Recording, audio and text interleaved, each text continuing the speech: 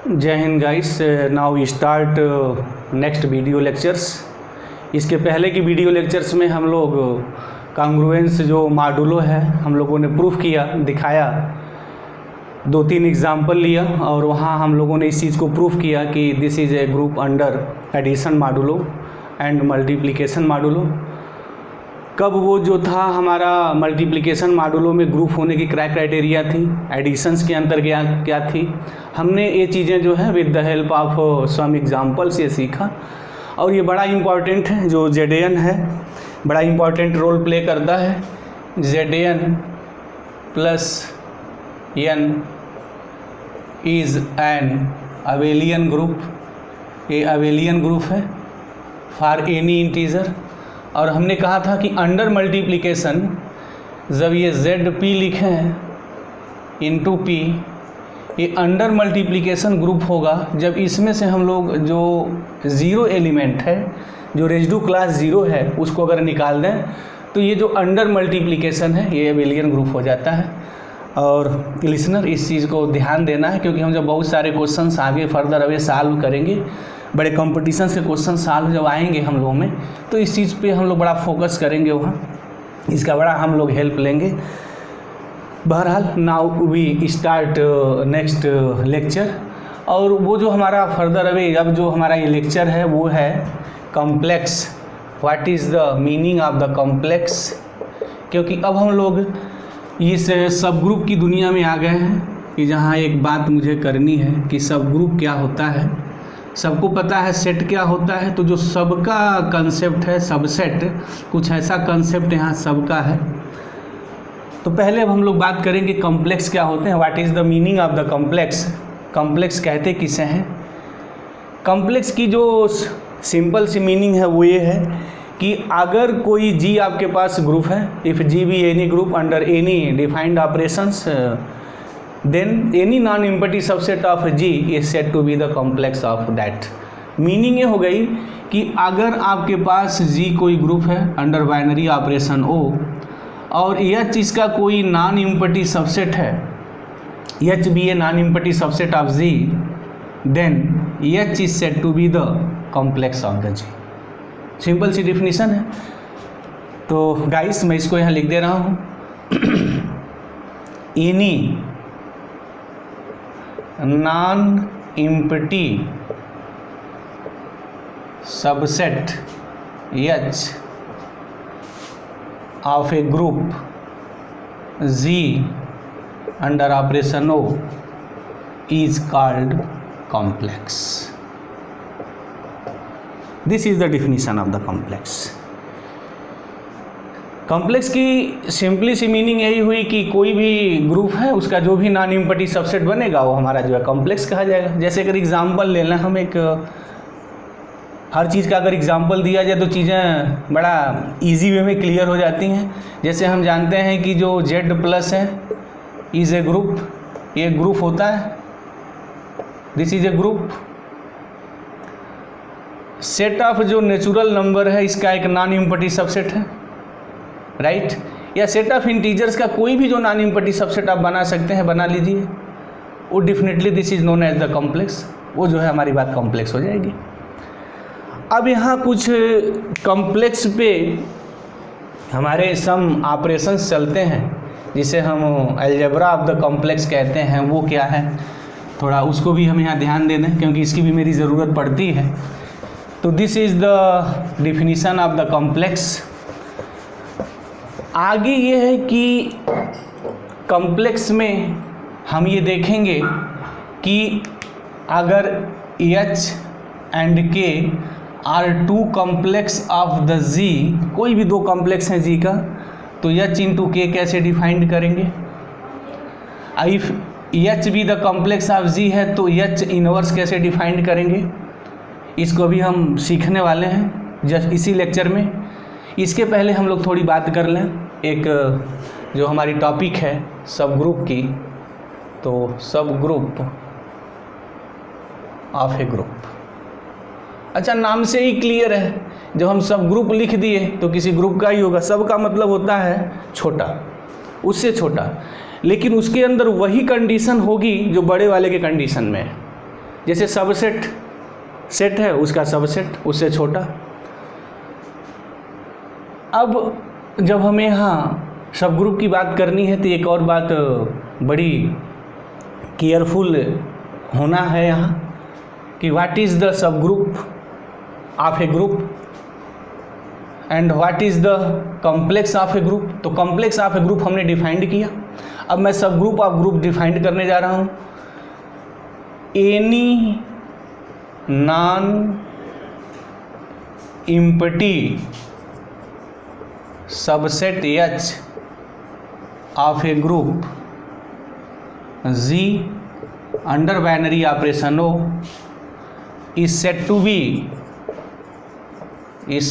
be subgroup of G if H is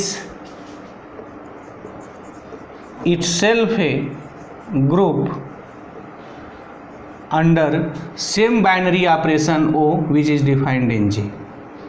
इसकी meaning क्या है? इसकी मीनिंग ये है कि अगर G का कोई नॉन एम्प्टी सबसेट है उसको सब ग्रुप होना है तो H को खुद ही एक ग्रुप होना पड़ेगा under that operations which is defined in G। कोई दूसरा ऑपरेशन नहीं होना चाहिए, H में वही ऑपरेशन होना चाहिए जो G में है। कहने की मीनिंग ये हो गई हमारी कि H is a subgroup of G if H is itself a group under operation O। और अंडर ऑपरेशन O यहाँ क्या है? वही ऑपरेशन है जो G में डिफाइंड है। तो this is the definition of the सब ग्रुप। अगर एक एग्जांपल हम लोग ले लें इसका सब ग्रुप का तो consider Z, taking Z is what, जिस सेटअप है इंटीजर्स को मैं ऐसे लिख रहा हूँ 0 +- 1 +- 2 +- 3 +- 4 +- 5 +- ऐसे भी लिखा जाता है। कभी कभी हम लोग ऐसे भी लिख देते हैं सेट ऑफ इंटीजर्स -4। माइनस कहाँ से लिखना शुरू करें? -4 से ही शुरू कर देते हैं। कोई -5 से भी शुरू कर सकता है, -6 से भी शुरू कर सकता है, उसकी जहाँ से इच्छा है माइनस से शुरू कर दें। बहरहाल हम -4 से ही शुरू कर दे रहे हैं। -4 -3 -2 -1 0 1 2 3 4 5 एंड दैट्स ऑन। ऐसे भी लिखा जाता है सेट ऑफ इंटीजर्स। हम ऐसे भी लिखते हैं सेट ऑफ इंटीजर्स। यस, हमने प्रूफ किया था इसे कि Z plus is a group, right. अब मुझे इसके सब ग्रुप की बात करनी है तो जब सब ग्रुप की बात करनी है तो एक मुझे सबसेट देखना होगा। अब उस सबसेट में क्या क्राइटेरिया होनी चाहिए कि वो सबसेट खुद अंडर एडिशन जो है ग्रुप होना चाहिए। यानी G का एक ऐसा सबसेट खोज लें कि वो सबसेट खुद ही ग्रुप हो जाए अंडर ऑपरेशंस एडिशंस, तब हम कहेंगे कि वो जो सबसेट Z का था is a sub group of Z। तो देखते हैं कि नेचुरल नंबर है या नहीं। तो पहली बात तो नेचुरल नंबर ग्रुप ही नहीं होता है। तो जब ये ग्रुप ही नहीं होता है तो किसी के सब ग्रुप होने का प्रश्न ही नहीं है। Under addition this is not a sub group, not is a group, क्योंकि 0 जो आइडेंटिटी है वो आइडेंटिटी इसमें नहीं मिलती है। वैसे भी देख सकते हैं कि जो सेट ऑफ हमारा नेचुरल नंबर है वो Z का सबसेट है। अब ये इसका सब ग्रुप तब होगा जब n खुद ही एक ग्रुप हो जाए अंडर एडिशन। बट सबको पता है कि जो set of natural number is not a group under addition. Why? क्योंकि जो एडिटिव आइडेंटिटी 0 है वो नेचुरल नंबर में नहीं है। तो this is a not a sub group, ये सब ग्रुप नहीं है। नेक्स्ट इसका एक सबसेट देखते हैं। सेट ऑफ इवन इंटीजर्स बनाते हैं। Set of even integer E अगर लिखें तो व्हाट इवन इंटीजर्स 0 +- 2 +- 4 +- 6। मीनिंग ये है कि वे इंटीजर्स जो 2 से डिवाइड हो जाएंगे वो इवन इंटीजर्स होंगे। अच्छा, मैं entire the syllabus of the modern algebra के पूरे सिलेबस में या इंटायर जब भी हम पढ़ाएंगे, जब भी सेट ऑफ इवन इंटीजर्स की बात आएगी तो मैं उसको 2Z लिखूंगा। और गाइस मैं आपसे भी चाहता हूँ कि अगर ये लिखने की आदत आपकी रही है तो ये छोड़ दीजिए, ये 2Z लिखिए, क्योंकि हायर ऑर्डर मैथमेटिक्स में हम देखेंगे 2Z 3Z 4Z 5Z। अभी मैं इसको डिस्कस कर रहा हूँ यहाँ कि क्या इंपॉर्टेंस रोल प्ले होता है और डिफरेंट कॉम्पिटिशन्स में भी इस टाइप की चीज़ें जब आप यूज टू हो जाएंगे लिखने में तो आप खुद ही समझेंगे कि उसका आपको कितना ज़्यादा बेनिफिट मिल रहा है।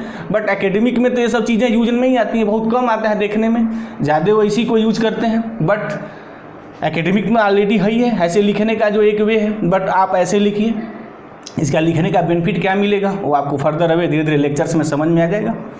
2z की मीनिंग ये होती है कि जो सेट ऑफ इंटीजर है उसमें हम 2 से मल्टीप्लाई कर दें। तो सबको पता है सेट ऑफ इंटीजर्स में अगर 2 से मल्टीप्लाई करेंगे तो सारे इवन कन्वर्ट हो जाएंगे। कैसे होगा? 0 +-2 +-4 +-6 + n.1। थोड़ा मैं ऊपर लिखूँगा इसे। नाउ मुझे उम्मीद है कि ये जो सब ग्रुप की डिफिनीसन है ये तो दिमाग में आ गई होगी। मैं इसका सबसेट जो सेट ऑफ इवन इंटीजर्स है इसकी मैं बात कर रहा हूँ।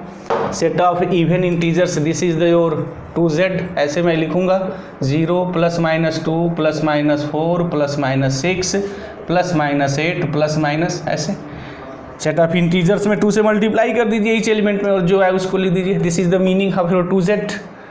अब देखते हैं, ये सबको पता है कि जो 2z होगा वो z का सबसेट है, क्योंकि set of integers even integers content in the set of integers. अब ये देखना है कि ये ग्रुप है या नहीं, ये तो इसका सबसेट हो गया। अगर ये ग्रुप हो जाए तो डेफिनेटली ये सब ग्रुप z का कहा जाएगा। तो है 2 का इन्वर्स -2 है, 4 का इन्वर्स -4 है, क्लोजर भी है, क्योंकि सबको ये पता है कि जब भी हम इवन इंटीजर्स का सम करते हैं already we know that sum of 2 even integer is again an integer. एक इंटीजर मिलता ही मिलता है और वो इवन होता है। कोई भी 2 इवन इंटीजर्स यहाँ से उठा लें उसका सम करें तो इवन मिलेगा, मतलब क्लोज्ड है। एसोसिएटिव भी होना है, देख लें 3 एलिमेंट्स कोई पिकअप करके इधर उधर ब्रैकेट करके एसोसिएटिव हो रहा है कि नहीं, नेचुरल सी बात है, एसोसिएटिव होना ही होना है। एग्जिस्टेंस ऑफ आइडेंटिटी है, 0 है, S 0, क्योंकि 0 + a is equal to a + 0 is equal to a for all a belongs to 2z। देख सकते हैं इनवर्स भी है, आइडेंटिटी भी है, क्लोजर भी है, एसोसिएटिव है। तो फिर अब चाहिए क्या? हैंस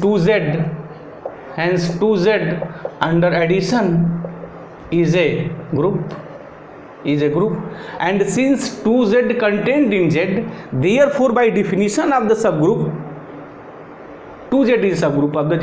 हमने कहा भी था कि जो भी कुछ हम डिसीजंस लेंगे only definitions and the result. तो डिफिनीशंस को बड़ा केयरफुली वॉच करना है और जो रिजल्ट है उनको हमेशा दिमाग में और दिल में बैठाए रखना है। नाउ हम उम्मीद करते हैं कि दिस इज ए क्लियर। ये सब ग्रुप क्या है, एक और ले लेते हैं एग्जाम्पल, इसी एग्जाम्पल ले लेते हैं, देख लेते हैं कैसे कैसे एग्जाम्पल यहाँ आएंगे। अब चलते हैं हम 4z ले लेते हैं। गाइस यहाँ ध्यान देना, what is the meaning of the 4z?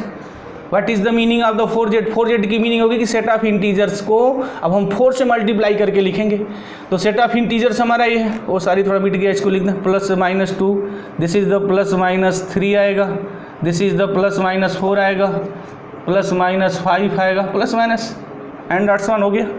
n.1 की महिमा मैथमेटिक्स में बड़ी अपरंपार है। 4z is what? 4 से मल्टीप्लाई करते हैं सब में इसमें, तो दिस इज द 0, इसे मल्टीप्लाई करेंगे +-4 +-8 +-12 +-16 +-n.1। This is the 4z। अब देखते हैं कि ये सब ग्रुप है या नहीं। तो पहले सब ग्रुप की बात होने के लिए सबसे पहले ये देखें कि 4z कंटेंड इन z और नॉट, कि ये 4z जो है z में कंटेंड करता है या नहीं। तो बिल्कुल क्लियर है, अगर इस दोनों सेट को ध्यान से देखा जाए तो डेफिनेटली 4z कंटेंड इन z, वो z में कंटेंड है। अब मुझे ये बात करनी है कि ये ग्रुप है या नहीं अंडर एडिशन। अगर ये ग्रुप हो जाता है अंडर एडिशन और ऑलरेडी ये इसका सबसेट है तो definitely this is a sub group, ये सब ग्रुप हो जाएगा। बिल्कुल यहाँ क्लियर है कि 0 जो है एडिटिव आइडेंटिटी का क्लोजर तो होना ही है, क्योंकि इसमें तो कोई 2 एलिमेंट अगर पिकअप करें और इसका सम करते हैं तो इसी में मिलेगा। देख लें 4 और 8 को मैं सम कर दूं तो 4 8 12 आएगा, ऑलरेडी प्रेजेंट है। अगर यहाँ से मैं -4 उठा लूँ और यहाँ से +8 ले लूँ और इनका एडिशन करूँ, -4 + 8 definitely is equal to 4, again यहाँ मिलेगा। मतलब कि अगर हम 4z की मीनिंग क्या है, थोड़ा अगर इसको एक मैथमेटिकल वे में पूरी बात लिखने जाएं, 4z की मीनिंग है कि यहाँ 4m एंड 4n इस टाइप के एलिमेंट होंगे where mn belongs to z। अब ऐड अगर करना पड़े तो 4m + 4n(s) is equal to 4 common कर लें m + n and m + n is what again a integer, तो taking 4 and this is the k। अच्छा 4 × k और 4z में जो एलिमेंट्स हैं वो पूरे हमारे 4k के टाइप के हैं। कहने का मतलब ये है कि इस सेट को मैं ऐसे भी लिख सकता हूँ 4k such that k belongs to z। क्या हम देख रहे हैं? क्लोजर भी है, एग्जिस्टेंस ऑफ आइडेंटिटी भी है, एडिटिव आइडेंटिटी 0 भी है, एसोसिएटिव होना ही होना, 3 एलिमेंट कोई लेना दिखाएं ऑलरेडी होगा। इनवर्स भी है, 4 का -4 है, 8 का -8 है, 12 का -12 है। कहने की हमारी मीनिंग क्या हो गई कि 4z is a group and since 4z contained in z meanings 4z is a subset of z, hence 4z is subgroup of z। यही नहीं, अगर हम इसकी एक पूरी सीरीज बना लें, अब गाइस थोड़ा सीरियस यहाँ हो जाइए क्योंकि अब हम लोग बड़ा मैथमेटिक की समुद्र की गहराइयों में प्रवेश कर रहे हैं। यही नहीं, यहाँ अगर हम लोग 5z अगर लिखें, 6z लिखें, अगर हम 7z लिखें, 8z लिखें, अब गाइस मतलब सबको समझ में आ गया होगा क्योंकि क्यों हमने स्टार्टिंग 2z से की थी, सेट ऑफ इवन इंटीजर्स ई नहीं लिखा था। क्योंकि जब हम लोग एकेडमिक से थोड़ा ऊपर उठेंगे, जब मैथमेटिक्स के बड़े अंदर गहराई में प्रवेश करेंगे, कंपटीशंस की दुनिया में जब हम लोग मैथमेटिक्स के क्वेश्चनों को सॉल्व करेंगे तो वहाँ इस टाइप के जो रहस्य होते हैं ना, इस टाइप के रहस्य आते हैं 5z 6z 7z 8z। और एकेडमिक पढ़ने वाला बच्चा जब वो कंपटीशन की तैयारी करता है और क्वेश्चंस को देखता है तो उसके पहली बार दिमाग में नहीं आता है कि व्हाट हैपेंस, ये क्या हो रहा है। ऐसा कुछ नहीं है, वो सारी चीज़ पढ़ा है बट वो उन चीज़ों पे ध्यान वहाँ नहीं गया है जिन चीज़ों की ज़रूरत है। तो हम उन सब चीज़ों को भी नहीं छोड़ेंगे जो कंपटीशंस के लिए और एकेडमिक के लिए भी मस्ट है। चलते हैं अपने अब टॉपिक्स पे आते हैं। अब ये देखें कि 5z हमारा z का सबसेट है या नहीं, तो बिल्कुल सबसेट है। 5z अगर हम लोग लिखें तो देख लें यहाँ क्या करना है कि सेट ऑफ इंटीजर्स में 5 से मल्टीप्लाई करना है, तो कर दिया जाए। 0 ±1 में 5 से मल्टीप्लाई करेंगे तो +-5, 2 में करेंगे तो +-10, 3 में करेंगे तो +-13, +-1 आएगा। बिल्कुल देखा जा सकता है 5z content in the definitely z, और ये बिल्कुल ग्रुप है, इसको बड़ा इजीली में प्रूफ किया जा सकता है। और सिंस इसका non empty subset of 5z जो है हमारा z का, तो हेंस दिस इज आल्सो सब ग्रुप। कहने का मतलब क्या हो गया, हमारे पास रिजल्ट क्या निकला। अब उस मैं रिजल्ट की यहाँ बात करूँगा और आप उस रिज़ल्ट को भी सीरियसली नोट भी करेंगे स्टूडेंट, जिन लोगों को तैयारी करना है एकेडमिक का, जिनको मैथमेटिक पढ़ने का एक बड़ा शौक़ है, वो तो नोट करें ही करें, और जो तैयारी करते हैं उनको भी तो नोट करना ही चाहिए। क्या मिला, for all n belongs to natural number. अच्छा यहाँ ये लफड़ा नहीं है, अगर हम for all n belongs to z लिख दें तब भी वो बात मेरी हो जाएगी, क्योंकि अगर मैं -2z अगर कर दूं तो -2z की मीनिंग क्या होगी कि पूरे इंटीजर्स को अब हम माइनस से मल्टीप्लाई करेंगे, और इंटीजर में चूंकि प्लस माइनस है, जैसे हम 2 को × 2 कर दें तो दिस इज़ द -4 आ जाएगा, बट -2 को जब -2 से मल्टीप्लाई करेंगे दिस इज़ द 4 आ जाएगा। तो कहने की मीनिंग हमारी क्या हो गई कि ये भी एक रहस्य हो गया, बड़ा रहस्य की तरह ये वर्क कर रहा है कि -2z = 2z। तो इसकी मीनिंग है कि यहाँ for all n belongs n करने से बेटर है कि मैं पूरा ले लूँ, पूरा इंटीजर ही ले लूँ। nz is a sub group of z। This ये रिजल्ट बिल्कुल ध्यान में रहना चाहिए। कभी कभी तो डायरेक्ट इस पर क्वेश्चन ही आ जाते हैं कंपटीशन लेवल पे कि जो nz है for all n belongs to z। अच्छा यहाँ अगर 0 लिखें, 0 में z से मल्टीप्लाई करना तो पूरा 0 हो जाएगा। और अभी हम बात करेंगे एक इम्प्रॉपर और प्रॉपर सब ग्रुप की, जस्ट इसके बाद ही बात करने जा रहे हैं। बाकी n कुछ भी लिखें, अभी हमने दिखा अगर -3z लिखते हैं तो +3z आएगा, अगर 4z लिखेंगे वो -4z के इक्वल आ जाएगा। तो यहाँ प्लस माइनस का कोई बहुत बड़ा लफड़ा नहीं है, इसलिए उस नेचुरल नंबर्स के हमने सिनारियो से हटा दिया, for all n belongs to z लिख दिया, nz is subgroup of the z। तो अब z के ही कितने सब ग्रुप हो गए, what is the number of n, n कितने नंबर्स हैं, there are infinite numbers, infinite numbers हैं वो। तो इसकी मीनिंग हो गई कि जेड के ही इनफाइनाइट सब ग्रुप है। अच्छा, जेड का कोई इसी टाइप का सब ग्रुप नहीं होगा, और भी हमारे सब ग्रुप होंगे। हम उसको अगर देखना चाहें तो बिल्कुल देख सकते हैं। पावर्स के रूप में भी हम लिख सकते हैं। कैसे लिखेंगे? जब हम थोड़ा साइक्लिक ग्रुप पढ़ाएंगे तो उसको भी वहाँ पर डिस्कस करेंगे, और काफ़ी डिटेल्स में हम डिस्कस करने वाले हैं। अब हम एक यहाँ बात अपनी आते हैं proper and improper sub group की।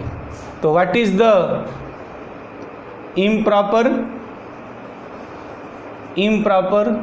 एंड प्रॉपर सब ग्रुप, ये क्या है? यहाँ थोड़ा ध्यान देना है। सीधा सा सपाट डिफिनीशन है, कोई बहुत बड़ी यहाँ ऐसा टेक्निकल मैथमेटिक की चीज़ नहीं है।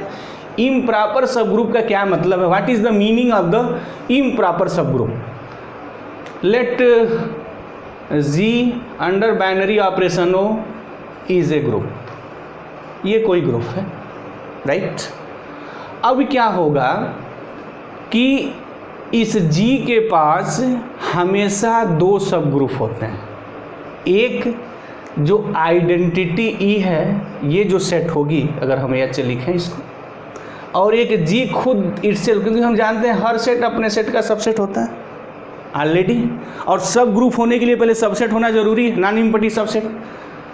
अच्छा, अगर कोई ग्रुप है तो आइडेंटिटी भी होगा, और उसको करली ब्रैकेट बना दें तो वो हमारा सेट हो जाएगा।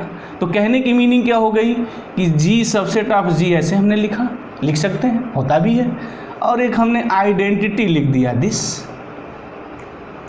ये इसका सबसेट है, और एक खुद ही ग्रुप है under this operations which operations defined in the जी।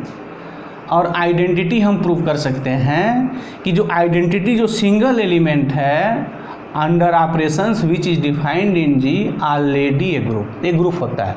देख लें, क्लोजर है, इसमें से दो एलिमेंट ले लें, दो एलिमेंट कौन लेंगे? ई ही ले लेंगे, और ई का ऑपरेशन करेंगे तो ई आता है। एसोसिएटिव भी है, ई 3 बार ले लीजिए, एसोसिएटिव का रूल लगाइए, एसोसिएटिव ही आएगा। और आइडेंटिटी तो ऑलरेडी है ही, और आइडेंटिटी का इन्वर्स खुद ही होता है। तो कहने का मतलब हमारा हो गया कि ये खुद ही एक ग्रुप है, और सिंस से जी का नॉन इम्पटी सबसेट है, hence this is a sub group and this is also सब ग्रुप। तो ये जो सब ग्रुप हैं, इस सब ग्रुप को ही हम लोग जी का इम्प्रॉपर सब ग्रुप कहते हैं। तो this is the concept of the improper sub group. तो क्या हो गई डिफिनीशंस इम्प्रॉपर सब ग्रुप की? Let G B a group, then identity E and G are called what? improper subgroup. और एक और इसको नाम देते हैं trivial subgroup of G. Trivial भी वर्ड देते हैं, ट्रिवियल भी कहते हैं। तो these are the improper subgroup of the G, यानी जी और ई जो है उसको इम्प्रॉपर सब ग्रुप कहते हैं। अब इनके अलावा जो सब ग्रुप होगा उसको हम लोग प्रॉपर सब ग्रुप कहते हैं। मीनिंग ये हो गई all those subgroups, all those subgroup of G other than E and G are called proper subgroup. Meaning ये है कि ई एंड जी के अलावा अगर जी कोई सब ग्रुप रखता है तो उसको हम लोग प्रॉपर सब ग्रुप कहते हैं। अगर जी ई और जी के अलावा कोई सब ग्रुप नहीं रखता है, केवल वही सब ग्रुप्स हैं, तो उसके हमारे वे इम्प्रॉपर सब ग्रुप कहे जाएंगे। गाइस, मुझे उम्मीद है कि ये वीडियो लेक्चर्स जो हमारा सब ग्रुप पे चल रहा था ये क्लियर हुआ। इसके आगे के लेक्चर्स में अभी हम लोग कॉम्प्लेक्स की बात करेंगे। जो कॉम्प्लेक्स, आप जो ग्रुप्स की हम लोग बात कर रहे थे, कॉम्प्लेक्स क्या है, सब ग्रुप हमें थोड़ा डिफाइन इसलिए करना ज़रूरी समझा क्योंकि कॉम्प्लेक्स पे जो हम कुछ थ्योरम प्रूव करेंगे, डेफिनेटली उसको करेंगे ही करेंगे, तो थोड़ा वहाँ सब ग्रुप का भी कंसेप्ट ध्यान में आता है। इसलिए हमने थोड़ा उसको ज़रूरी समझा है कि पहले हम सब ग्रुप भी डिफाइन करना, सब ग्रुप क्या होता है। कुछ एग्जांपल्स भी हमने दिए कि दिखाए कि देखिए these are the examples of the subgroups, और सब ग्रुप्स कैसे बनाए जाते हैं उसके बारे में भी हम लोग देखें। और सब ग्रुप्स मेनली हमारे दो तरह के होंगे, कि एक तो प्रॉपर होगा, दूसरा इम्प्रॉपर होगा। इम्प्रॉपर का मतलब क्या, बस दो ही ई एंड जी, ये इम्प्रॉपर होते हैं। इनके अलावा अगर जी अपने पास कोई सब ग्रुप रखता है तो उसको हम लोग प्रॉपर कहते हैं। अच्छा, बड़ा ये वर्ड ट्रिवियल सब ग्रुप भी यूज किया जाता है in the word of the higher mathematics competitions में। इम्प्रॉपर थोड़ा देखने को कम मिलता है, बट ट्रिवियल सब ग्रुप ज़्यादा यूज़ करते हैं। तो ट्रिवियल की मीनिंग ही इम्प्रॉपर होती है। नाउ गाइस, मुझे उम्मीद है बिल्कुल एक क्लियर हो गया आपका होगा। Thank you very much. जय हिंद गाइस।